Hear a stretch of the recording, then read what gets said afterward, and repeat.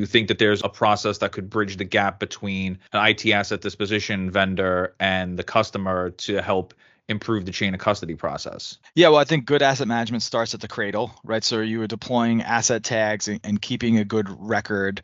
Even if that record is in a spreadsheet, which a lot of companies are still doing, are you updating that record throughout the life cycle? And then when it comes time for disposal, are you scanning those assets out as they leave the door and then doing a reconciliation with your ITAD vendor? And then when that ITAD vendor provides back their reports and there's some sort of discrepancy, are you taking, real action towards addressing that discrepancy, right? Because in reality, we'd like to be perfect, but that's just not what happens. Even out of your control. If you have an asset where it was an asset tag, let's say, or the asset tag fell off, serial number has been scratched off the machine and the machine doesn't power on, right? So we can't even go into the BIOS and find the serial number. We have a machine that's disposed of with, no information. Now we're doing millions of assets, so it's very likely that does occur. How does an asset management team address that? Now, ideally, it would have been addressed before it left the door. They would have some sort of understanding of what level of approach do we want to take in that scenario.